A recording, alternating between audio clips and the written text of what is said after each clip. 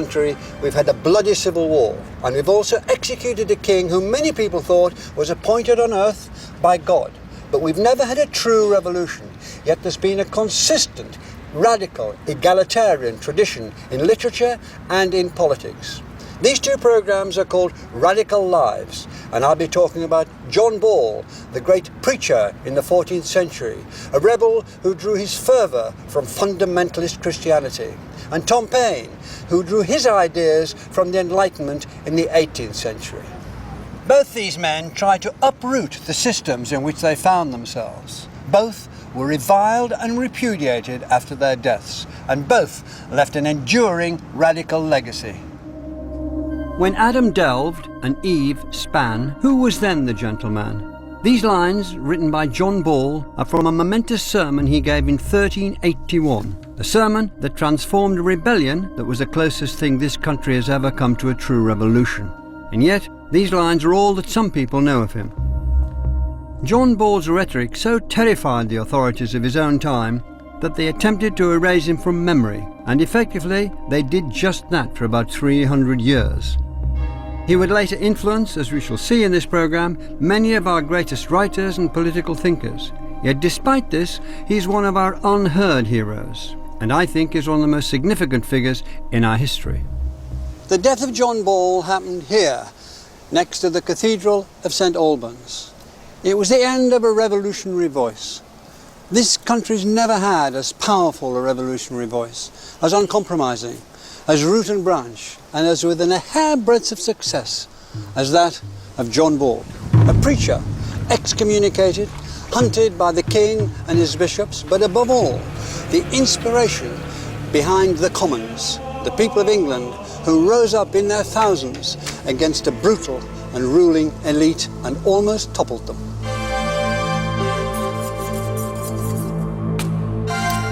It was a time of butchery and betrayals, of the eruption of the anger of centuries across the countryside. Anger that led to the burning of London, murder and terror, spectacular and swift mobilisation of the people. But most of all, there was a brief but golden promise of a new, free, just, equal country.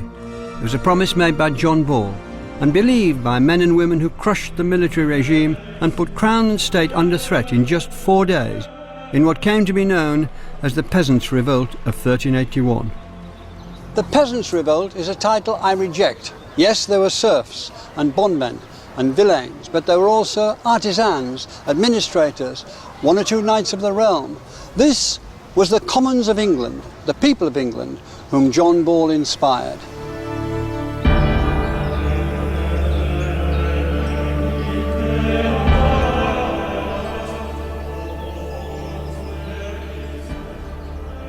John Ball was born into what became one of the most, if not the most, catastrophic centuries in English history over the last 1,000 years.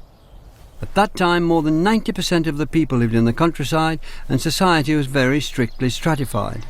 It was not unlike a pyramid.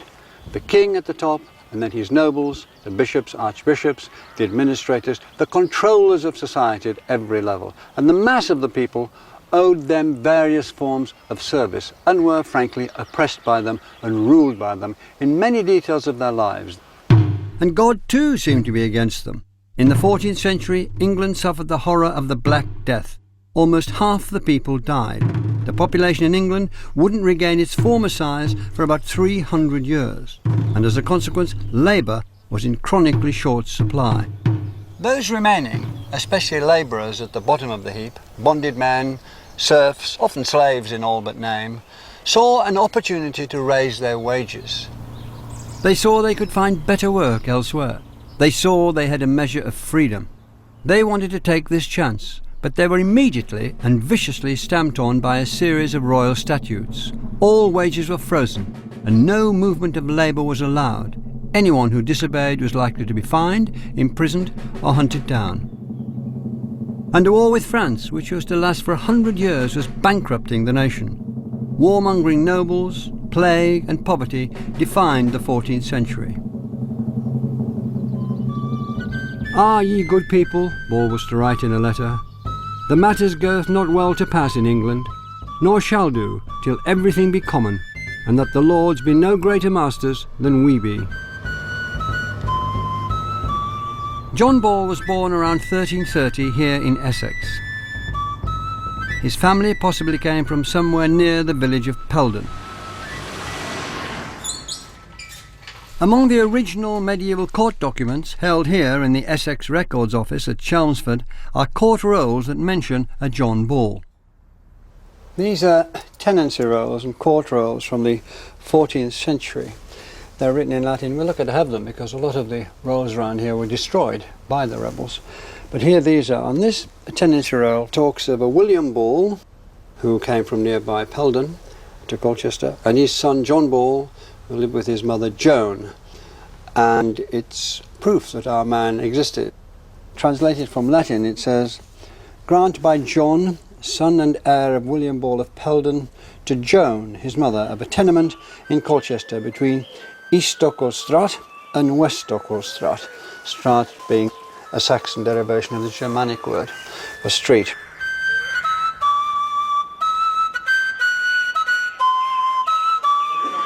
Under 950 minutes out at 950 Blake, under 950 before ground. Colchester, about this time, was a thriving medieval wall town. It had a population of about 5,000, which made it one of the larger towns in England. The town itself had a tradition of self-governance, unlike the countryside, and also towards the end of the 14th century, it was a place to which dissident churchmen gravitated. John Ball was very much at home here, and he spent much of his time around Colchester. In the letters and sermons that he would later write, Ball drew on the rural world he grew up in, a world of countryfolk, farmers, shepherds, millers. He learned how to arouse the passions of the people by using what they were familiar with. "Falseness and guile have reigned too long," he wrote, "and truth has been set under a lock, and falseness reigns in every flock." The church dominated 14th century England. There were two abbeys in Colchester, St John's and St Botolph's. Colchester swarmed with political squabbles and ongoing battles between the freer local people and these two monasteries. The court rolls also showed troublemaking among the young chaplains themselves, citing drunkenness and gambling. Like many young Colchester priests, John Ball was trained in the priesthood in York at St Mary's Benedictine Abbey. He would describe himself as sometime priest of St Mary's, now of Colchester. This was because this abbey, St John's, was connected with York and sent its young men up there. Curiously enough, this gatehouse, the only thing remaining of the abbey, was built after the Peasants' Revolt to fortify the abbey against possible further uprisings. Across the town from St John's Abbey stands St James East Hill. After being ordained, it was here that as a young man, John Ball began to offer his own interpretation of the Bible's true meaning. Over the plague years and the war years, Ball saw the plight and the increasing misery of the people he'd grown up with around here. And he blamed the indifference and oppression of the nobility and the indifference and wealth of the church. He saw evidence for neither of those things in the Bible. It was time for him to speak out.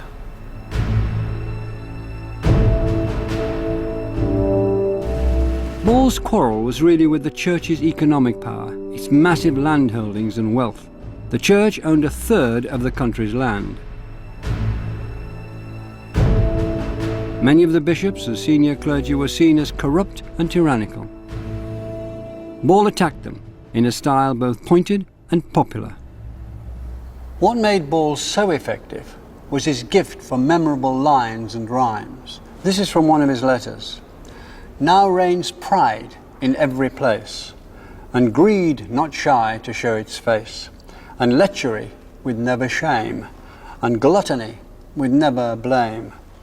Envy reigns with treason, and sloth is ever in season. God help us, for now is the time. Amen." Now is the time, he meant, for change. The world as he saw it was godless and doomed.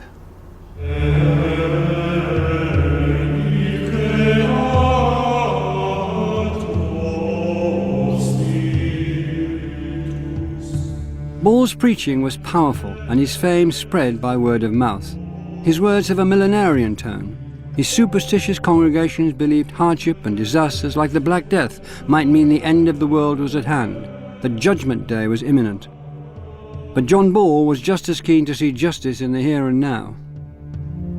Ball's vision of Christianity was a kind of democracy in which men and women lived equally without being oppressed either by the church or by the state. We be all come from one father and one mother, Adam and Eve. Whereby can they say or show that they be greater lords than we? They are clothed in velvet and camlet furred with grease, and we be vested with poor cloth. And by that cometh of our labours they keep and maintain their estates. This subversive rhetoric was radical stuff and must have drawn a crowd. It clearly alarmed his superiors, because in 1364, when Ball was in his early 30s, they excommunicated him. They wanted to stop him in his tracks before his influence grew any stronger. John Ball was forbidden to speak in churches, so he waited till the service was finished and spoke in churchyards, or in markets, or anywhere that people would listen to him. And he spoke to his own congregation in their own tongue, in English. This at a time when French and Latin were the dominant languages of the ruling classes.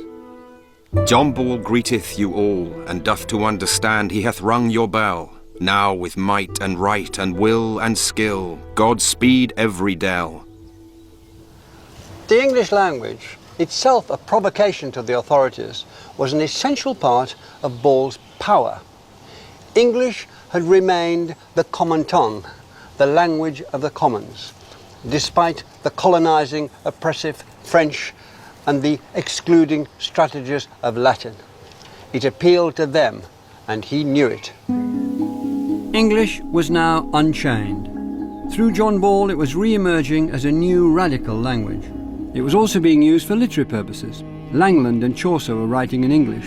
William Langland's poem, Piers Plowman, movingly describes the terrible plight of the poor. But Langland's verse, unlike Ball's pounding rhymes, doesn't seek to overturn the social order. The needy are our neighbours, if we note rightly, as prisoners in cells, or poor folk in hovels, charged with children and overcharged by landlords. What they may spare in spinning they spend on rental, on milk, or on meal to make porridge, to still the sobbing of the children at mealtime. The ploughman was a symbol of Christian virtue in medieval literature. Geoffrey Chaucer's ploughman in the Canterbury Tales is an example. A true worker and a good one was he, living in peace and perfect charity. Chaucer and Langland would be praised for writing in English, but others were to be condemned for it. The scholar John Wycliffe, who was in the process of translating the Bible into English, would find himself persecuted for using that language. People would have heard versions of the Bible in English even if they hadn't read it. John Ball certainly did. The English words in the Bible were a powerful threat to the established order who ruled through Latin and French. Blessed be poor men in spirit, for the kingdom of heaven is theirs. Blessed be they that suffer persecution for right wiseness, for the kingdom of heaven is theirs. Unlike Ball, John Wycliffe was an establishment figure, even though he and his followers, known as the Lollards, would later clash with the church authorities. The men were very different, but they shared certain views. Both of them went to the Bible for their authority, and both of them were feared and hated by the church.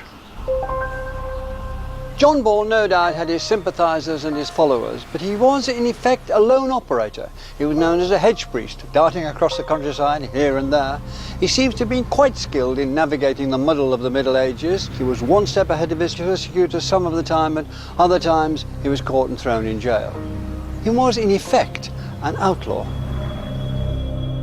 In 1376, fearing the discontent Ball's treasonable preaching could unleash, the church pronounced a second excommunication, as was the custom of the time. And on this occasion, the Archbishop of Canterbury, Simon of Sudbury, enlisted the King, Edward III. This was quite extraordinary. John Ball was, after all, just a hedge priest, but the highest in the land wanted him silenced and immured.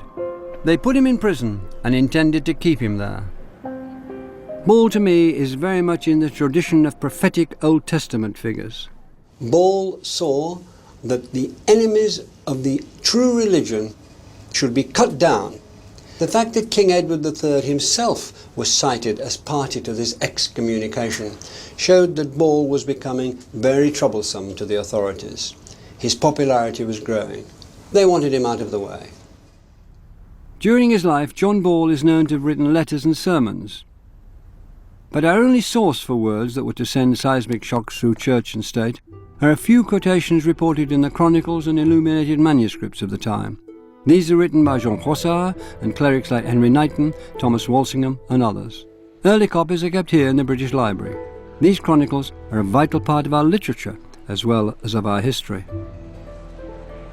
On the one hand, we're very grateful to them for preserving John Ball's letters and sermons and details of the events of the time.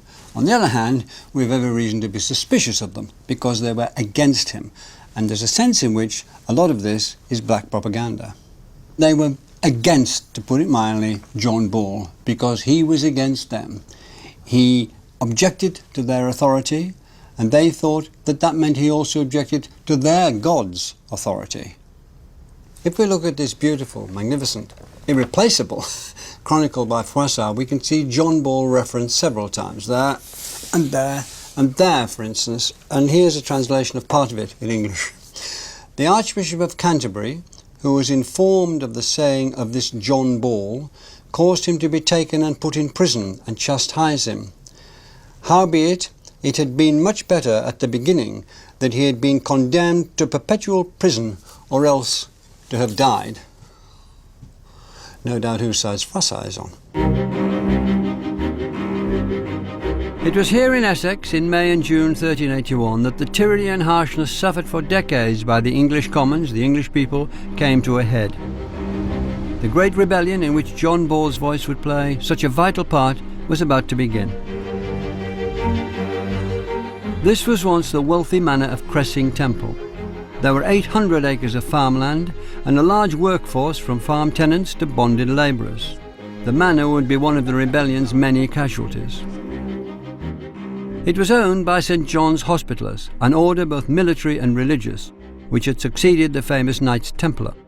The order was headed by Sir Robert Hales, the Lord Treasurer of England, and a close adviser of Richard II, the new king. All that's left of it now are these magnificent barns. Alistair Dunn is an historian who has written on the Great Rebellion of 1381.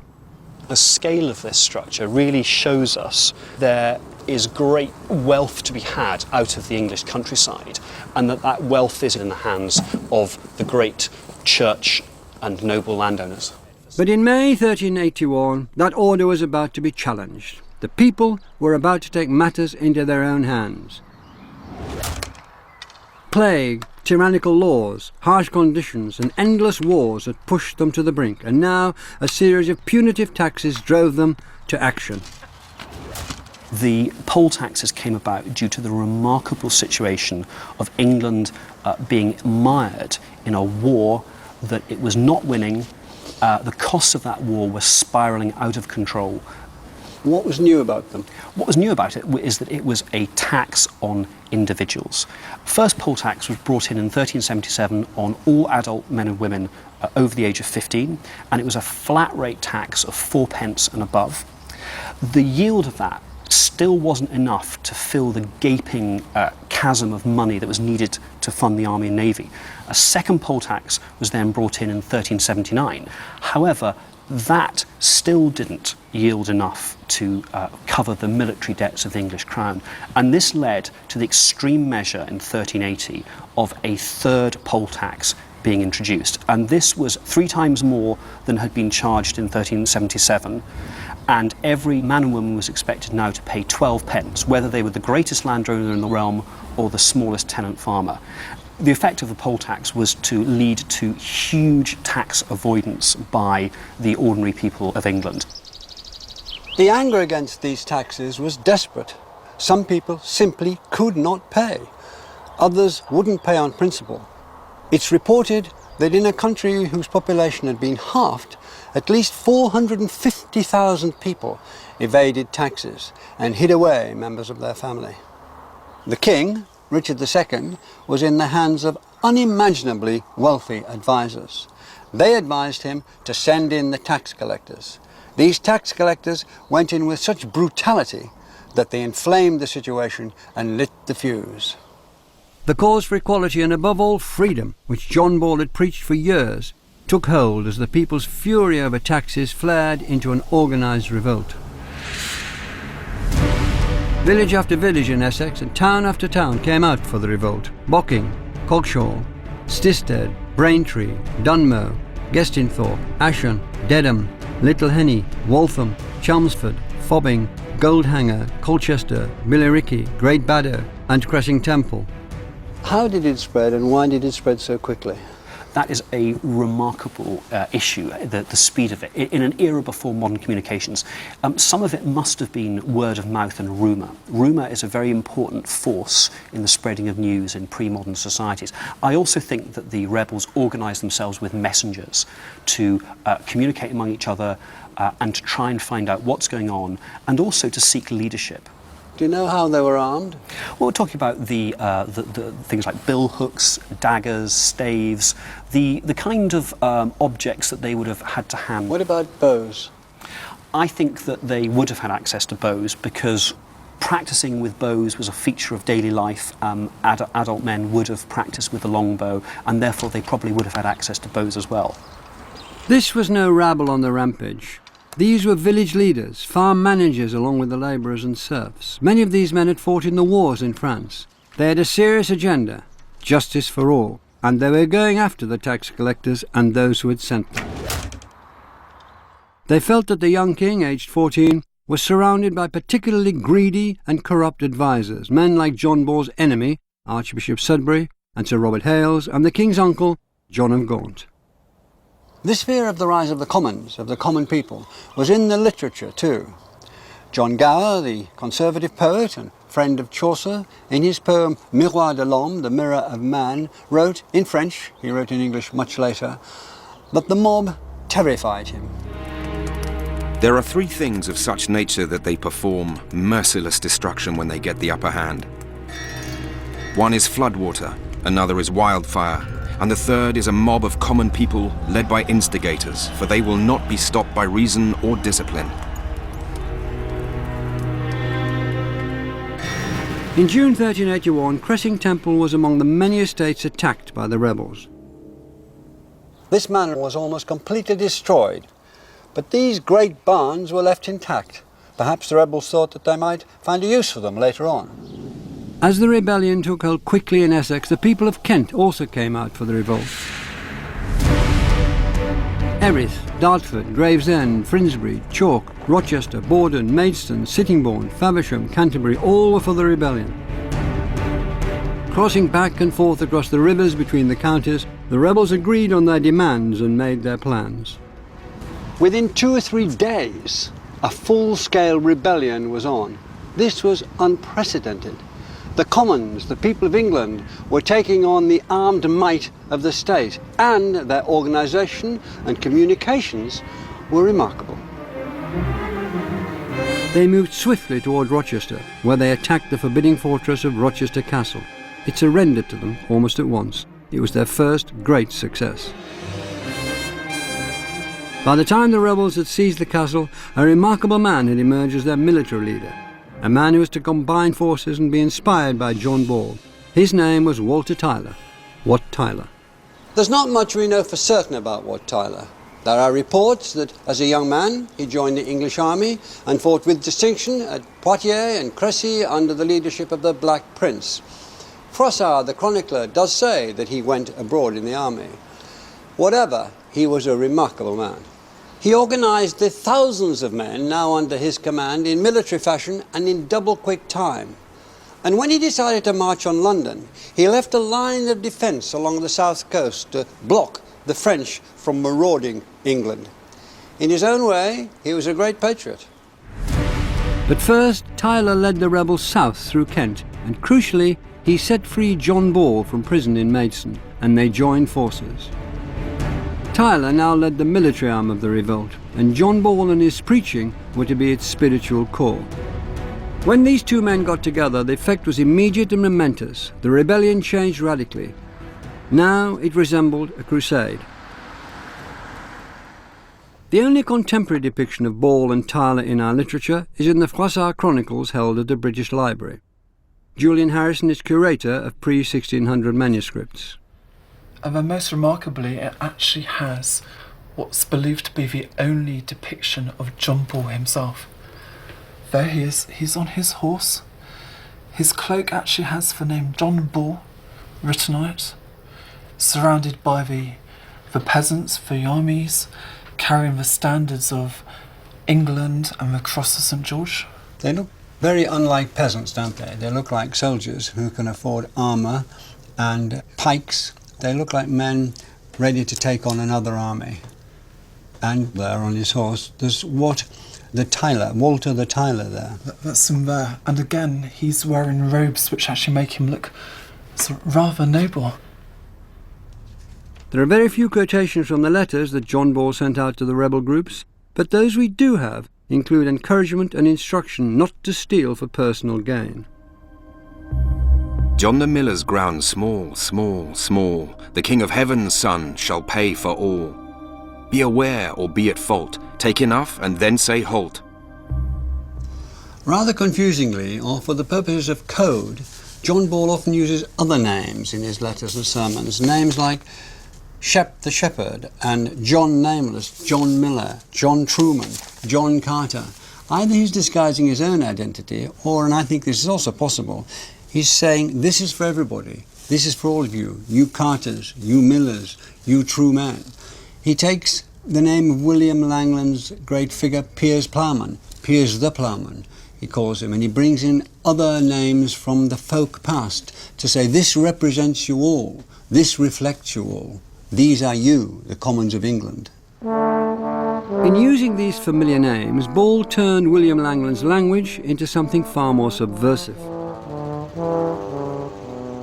John Shepherd, former St Mary's priest of York, now of Colchester, greets well John Nameless and John Miller and John Carter, and bids them to beware of treachery in the city. Stand together in God's name, bid Piers the ploughman tend to his work, and chastise well Hob the robber. John Ball's letters were eagerly passed from hand to hand and read out loud to Tyler's rebel army. These words gave them an ever-growing strength and moral purpose. Right was on their side. Now was the time. Tyler and Ball's march through Kent was swift, strategic and brutal. Though they held to John Ball's injunction against looting, they still wrought havoc. Whenever they found hated tax documents, they burnt them. Whenever they saw the houses of great men who they thought were their enemies, they burnt them too. And whenever they found their oppressors, they destroyed them. When the rebels reached here, Canterbury, the holy city of England, they were so inspired by the teachings of John Ball that they wanted to make him Archbishop of Canterbury. He refused.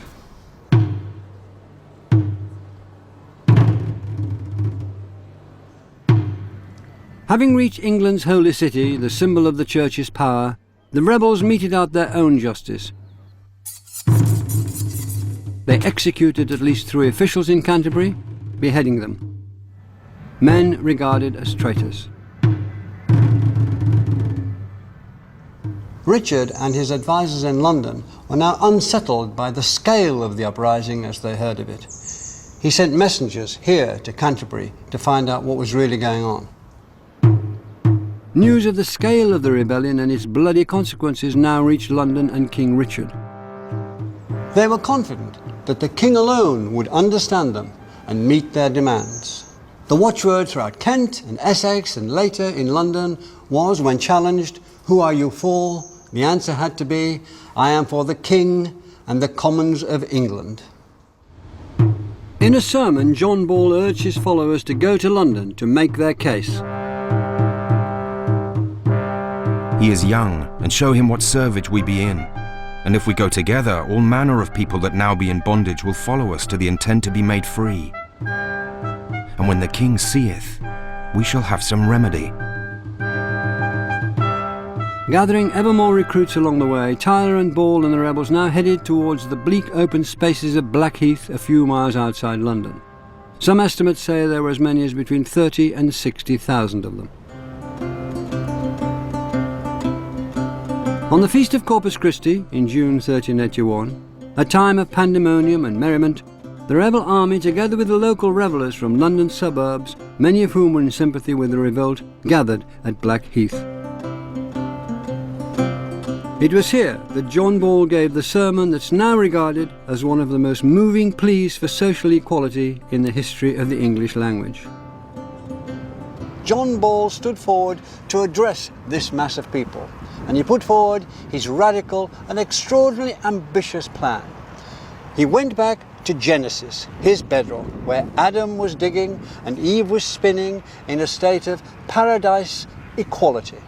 When Adam delved and Eve span, who was then the gentleman? From the beginning, all men by nature were created alike, and our bondage or servitude came in by the unjust oppression of wicked man.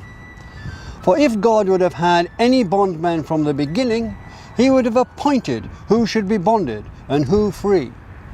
And he went on to talk about uprooting the tares that are accustomed to destroy the grain, first killing the great lords of the realm, then slaying the lawyers, justices and jurors, and finally rooting out everyone whom they knew to be harmful to the community in the future. Ball's great sermon was a further rallying cry. King Richard, shaken by the arrival of the massive rebel army, travelled from the Tower to see what they wanted.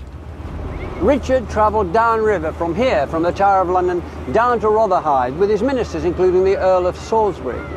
When they got to Rotherhithe and saw the mass of the rebel army on the shore, they took fright and advised Richard not to leave the boat.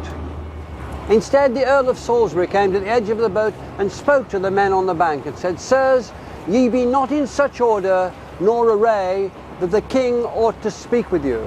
In other words, they were an armed rabble, he might have thought, and ill-dressed for the king. These men, who had looked forward to meeting their king so much, felt spurned, and they were furious. And they moved away and decided they would march across London Bridge and into the teeming walled city itself.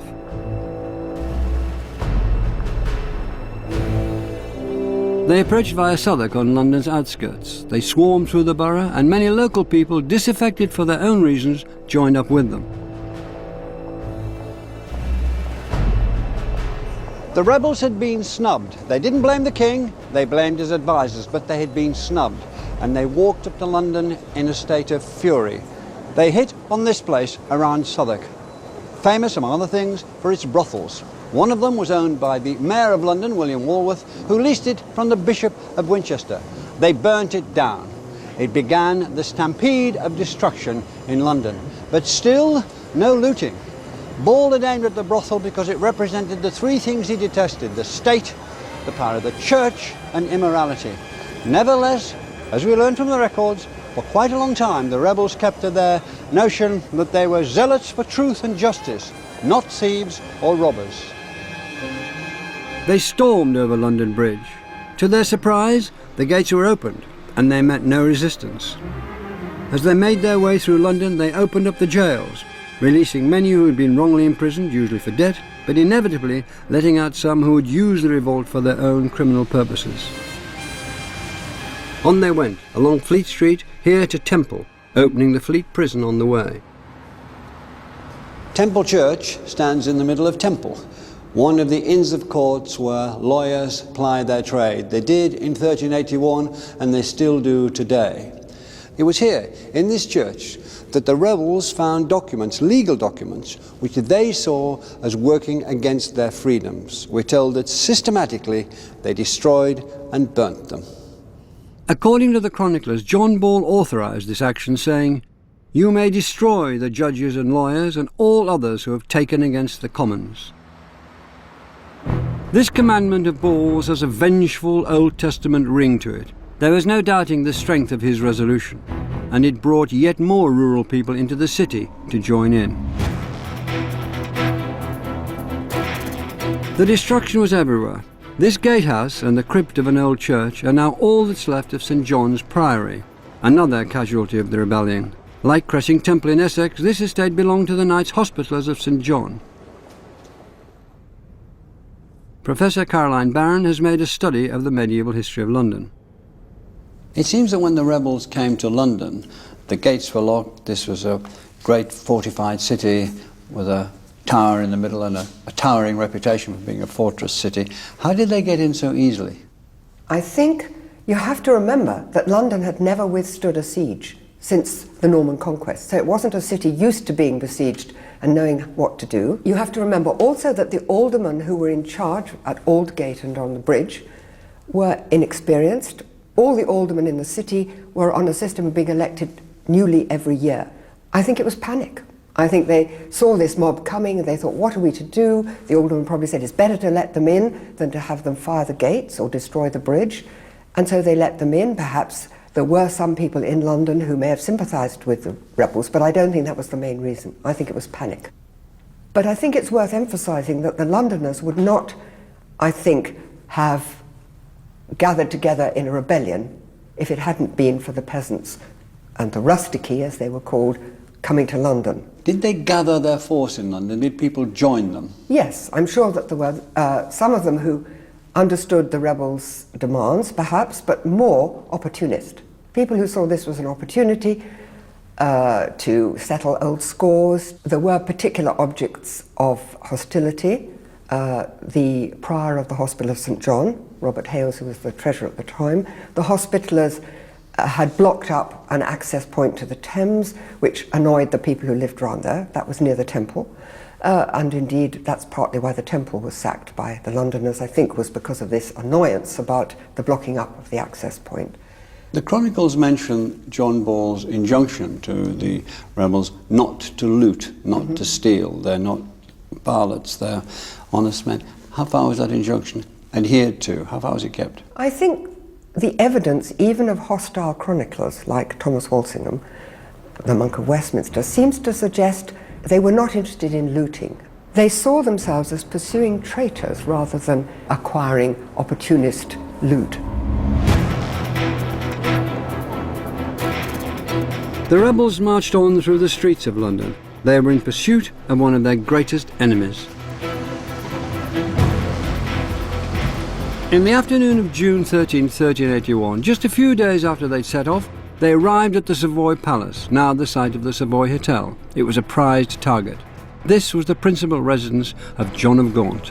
The king's uncle and his closest advisor, and probably the most hated man in England, especially in London, where he bullied the people, tore into the court at his own will, and treated it like a little fiefdom.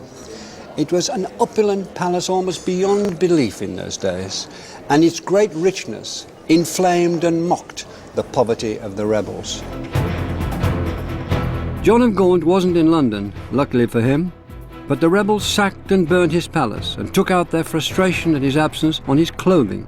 One of the chronicles tells us, In order not to pass by any opportunity of shaming the Duke completely, they seized one of his most precious vestments, which we call a jack, and placed it on a lance to be used as target for their arrows. There's a dispute in the chronicles here. Some say the rebels tore the place down, and some rebels there were, certainly, but the fury of it, I think, came from the Londoners, who had the greatest reason to detest John of Gaunt and wanted to destroy him and all his works. Some of those, 32 of them, found the wine cellar and got tucked into the wine. Unfortunately, the wall collapsed, they couldn't get out, and there they were, drinking the finest wines in the kingdom until they died. But on the whole, and the chroniclers have no reason to favour him, John Ball's moral teaching seems to have held. There was no looting when this place was smashed to bits. Anybody caught doing that was hauled away and beheaded. One poor man caught with silver was thrown into an open fire. We're told that some of the rebels carried copies of John Ball's words, his verses, his sermons with them as they stormed through London. Curious enough, about 300 years later, Cromwell's soldiers carried a small copy of the Geneva Bible with them as they went through the civil wars. At the Tower of London, King Richard met his ministers after witnessing a day and night of destruction. They must have feared for their lives, sensing all too well that the fire of revolution had been lit, and lit by the radical words of John Ball. There was a great deal of urgent discussion here in the Tower about what to do. William Walworth, the Mayor of London, with his armed men, was keen to attack the rebels, while he said they were drunk and asleep, so he could slaughter them. Others were more cautious. Lord Salisbury said they might be overwhelmed and then the whole thing would be over. And he said to the king, appease them. For the moment, appease them. The next morning, Richard called the rebels to a meeting at Mile End. Richard asked the rebels what they wanted and why they'd come to London. They replied much in the way of John Ball's rhymes. They wanted freedom from serfdom, freedom from feudal power, and land pitched at 4p an acre to restrain greedy landlords. They also wanted the surrender of Sudbury, Archbishop of Canterbury, and Hales, the Lord High Treasurer. And they wanted an amnesty. Richard agreed to many of their requests. Within a few hours, freedom charters were written, issued and endorsed with a Great Seal. And having granted these freedoms, some say Richard went even further. It's reported that he said, go after those you consider to be traitors. It was a license to kill. Perhaps he was swept away in the moment. Perhaps he'd been told to give them everything they could possibly want. Whatever it was, it had terrible consequences. The rebels who remained in London, including Ball and Tyler, had unfinished business. Some of them headed back to the Tower, where they found, among others, John Ball's old enemy, the Archbishop of Canterbury, Simon of Sudbury. Archbishop Sudbury was here in the chapel of St. John the Evangelist in the Tower. He was said to be chanting prayers in medieval Latin for the dead. When the rebels stormed through the door, he said, Omni sancti orate pro nobis. All the holy saints, pray for us. Sudbury, with Robert Hales and 3 others, was then taken to the top of Tower Hill to be beheaded. It took a long time to decapitate Sudbury, 8 strokes of the axe. After acts of such violence, even the very highest in the land must have feared for their lives. It's astonishing the speed with which this happened. In just 3 days, these men marched up from Kent and Essex and beyond, forced their way into the City of London, forced their way here into the great tower which had never been breached, forced the king to talk to them, and executed those high ministers who were their great enemies.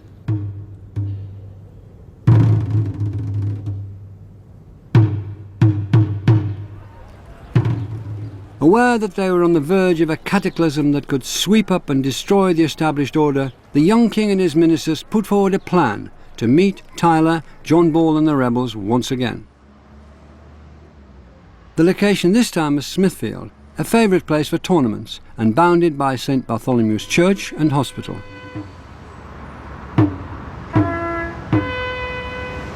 Smithfield had been very carefully chosen by the king and his advisers. It was a field, of course, but on one side was the city, and Walworth put his armed men behind those buildings, and as it said in the chronicles, enveloped the square.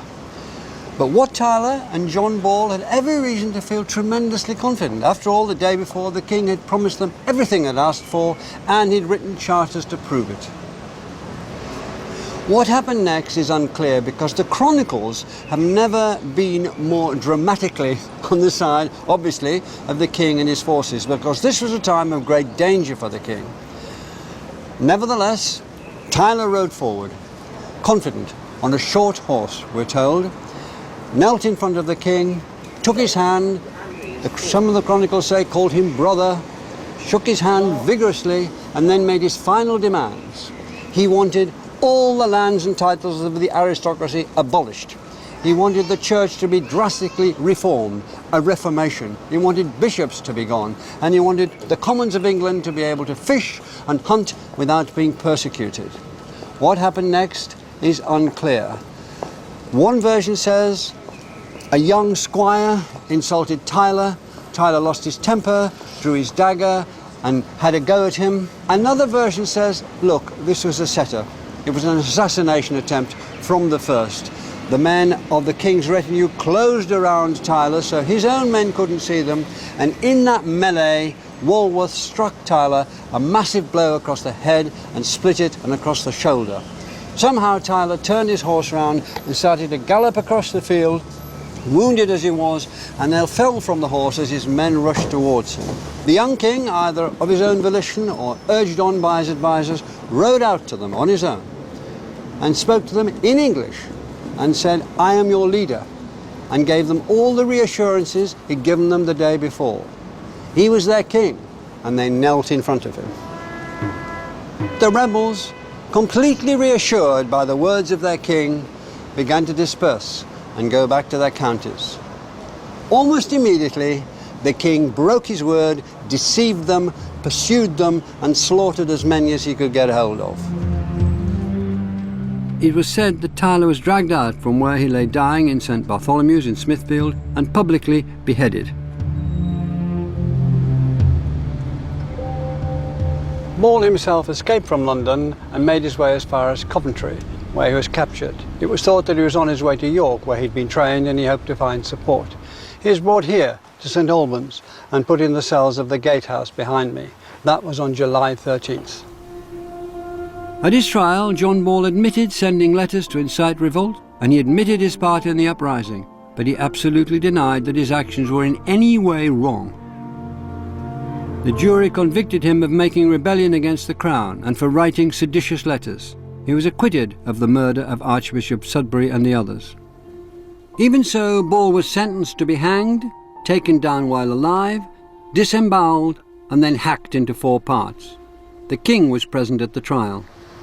There's a version that said that the king offered to merely hang him if he knelt before the king, but Ball refused. So on the 15th of July, just a few weeks after the revolt had begun, John Ball was executed, probably here, in Romelands, next to the cathedral, and the 4 pieces of his body were sent to Coventry, Chester, York and Canterbury. Hundreds of the rebels were executed by hanging. One chronicle reports poignantly that a copy of one of Ball's letters fluttered from the sleeve of a convicted rebel as he hung. Richard's revenge to this challenge to his supreme, as he thought divine authority, was vicious. In a speech just a few days later, King Richard made his views clear.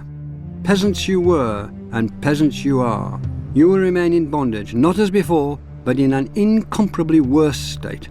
For as long as we are alive to achieve this, and by the grace of God rule this kingdom, we shall work with our minds, powers and possessions to keep you in such subjection that the abject state of your servitude may be an object lesson to posterity.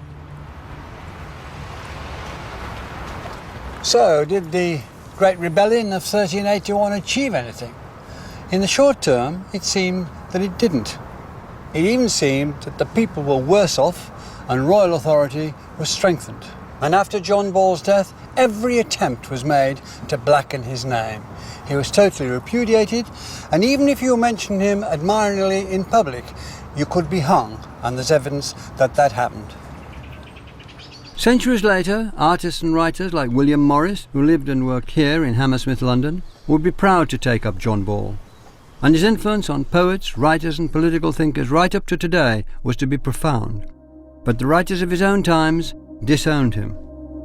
William Langland revised his great poem, Piers Plowman, after the rebellion, almost certainly to avoid any accusation of sympathy with the rhetoric of John Ball.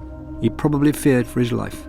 The poet John Gower denounced the rebellion in his work, and his friend Chaucer made only one passing and dismissive reference to it in the Canterbury Tales. They took the side of the king and did not speak out. Chaucer was a court poet, of course, and 2 centuries later Shakespeare took the same side, endorsing the social order of his time. Shakespeare did write about a popular rebellion, and one that seems to have been partly inspired by John Ball's ideas. This was the 1450 revolt led by Jack Cade.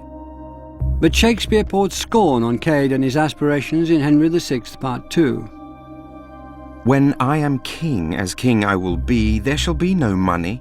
All shall eat and drink on my score, and I will apparel them all in one livery, that they may agree like brothers and worship me their lord.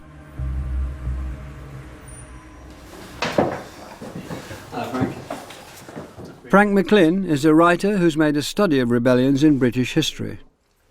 Did this rebellion have any effect on the rebellions of the next 2 centuries? Obviously, in the 1450 Jack Cade rising, one can see the influence, because in some ways the Jack Cade rising was almost a rerun of 1381, the same convergence on London, but this time, whereas in 1381 London by and large welcomed the rebels, in 1450 they didn't. So there was this terrific all-night battle on London Bridge. So that was the major difference. But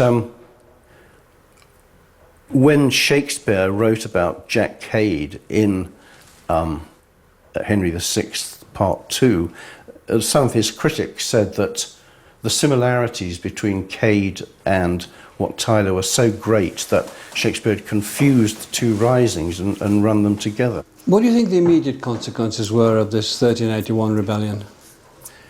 Well, the skeptics say that Richard II simply put the clock back to 1380 and the feudal system continued as before. But in fact, there was never again a poll tax raised, and the 3 poll taxes were the immediate trigger for the rising. Even when there was a dire shortage of money, and which was required for the 100 Years' War. So some people go so far as to say that the Peasants' Revolt meant that England lost the 100 Years' War. Over the next few centuries, John Ball's ideas were slowly reclaimed, if not always acknowledged. Rebellions arose based like his on the English Bible. The Bible-based rebellions of John Ball and Jack Cade may have failed, but in the southeast of England, in the 17th century, the egalitarian levellers and diggers used biblical references to support their radical ideas. They too went back to Genesis, just like Paul. They fought on Oliver Cromwell's winning side in the Civil War. Gerard Winstanley, the diggers' leader, shared Ball's sense of urgency and his millenarian tone. Judgment Day was about to happen. This new law of righteousness is now coming to reign, Winstanley wrote, and in the beginning of time, God made the earth. Not one word was spoken at the beginning that one branch of mankind should rule over another. Ball's words rewritten. Both Ball and Winstanley are in the class of what I call liberation theology, because both thought that if you take Christianity seriously, if you look at the teachings of Jesus and the law of love, you must logically embrace something like socialism, certainly social equality in some form. Whereas Ball believed in a God that, let's say, practitioners of Orthodox religion could easily understand and follow, if you like, the traditional God of Christianity, Winstanley's conception of God was quite bizarre and really pointed forward to people like Blake, because he thought that the Bible and the whole story of Christianity was really allegorical. Would you say that Ball and Tyler were reclaimed, came back into some kind of intellectual radical mainstream after the French Revolution? Yes, absolutely, yes. Because they're apart from the few mentions from Winstanley, they're almost the forgotten men until the French Revolution. And I think what the French Revolution did was to make people take the whole idea of revolution seriously. And once you start taking it seriously, then you start reassessing history and thinking, oh, well, actually, these people were much more significant than we thought, because they're quite clearly pointing to future possibilities. It was during the 18th century, the Enlightenment, that John Ball, along with Wat Tyler, was acknowledged as a radical hero. There was an outpouring of revolutionary writing in the wake of the French Revolution. The young poet, Robert Southey, wrote a passionate defence of Tyler and John Ball in a play. It's now more famous for the fact that he tried to suppress it when he became a rather less radical poet laureate. The great political philosophers of the day argued over the 1381 rebellion. Edmund Burke, a radical of the right, attacked John Ball as a patriarch of sedition, while Thomas Paine, author of Rights of Man, said that Tyler should have a monument erected to him in Smithfield. I think that John Ball should have one too. John Ball was becoming a beacon for British radicalism and socialism. In the 19th century, there's also renewed interest in all things medieval. William Morris is founder of the Socialist League, and he published his prose poem, The Dream of John Ball, in his socialist newspaper in the 1880s. The story was then printed as a book here in the Kelmscott Press, with the frontispiece of Adam Delving and Eve Spinning by Sir Edward Burne-Jones. So now I heard John Ball, how he lifted up his voice and said, "Once again I saw as of old the great treading down the little and the strong beating down the weak. In the belly of every rich man dwelleth a devil of hell." For William Morris, what mattered was not that the revolt of 1381 ended as it did, but that the actions of John Ball and the rebels would lead to freedom, even if it happened only centuries later. It's possible, I think, to hear his insistent rhymes not only in the political writings of the Levellers, but in the work of our poets. In Milton, for example, his sonnet to Oliver Cromwell, asking that he allow a variety of Christian beliefs. Help us save free conscience from the paw of hireling wolves whose gospel is their maw. And William Blake, imagining a heaven on earth amid the dark industrial revolution. I will not cease from mental fight, nor shall my sword sleep in my hand, till we have built Jerusalem in England's green and pleasant land. And in Shelley, whose Song to the Men of England asks the very same questions that Ball asked. Men of England, wherefore plough for the lords who lay ye low? Wherefore weave with toil and care the rich robes your tyrants wear? Now is the time, insisted John Ball. Radicals want change, and generally they want it fast. Many later politicians and writers, in their language, have reflected John Ball's insistence. But I beg everybody here to give 100% support to those who do not, or cannot, or will not pay the poll tax. And not only politicians and writers. We hear John Ball's simple, rhythmic, memorable prose on the streets, in chants and on demonstrations. Let's not forget that one great legacy of the 1381 revolt was that monarchs and governments have almost never attempted to impose a poll tax again, until Margaret Thatcher tried and failed in 1990.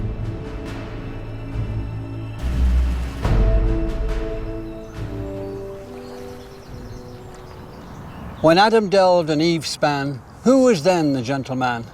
That was a radical cry in 1381. It seems a little quaint now, but the basic idea is still everywhere around us, around the globe.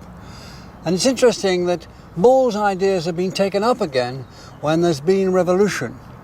In the French Revolution, or after the French Revolution, we have the great English radical Thomas Paine taking up Ball's ideas. In the middle of the 19th century, the Chartists take him up. I think that what Ball gives is an inspired ideal which didn't come off, perhaps it'll never come off. But in its way, it's as radical as the Sermon on the Mount, and it remains somewhere deep in our past and in some of our literature as a still small voice saying, this could happen, we could all be equal. There is a world like that.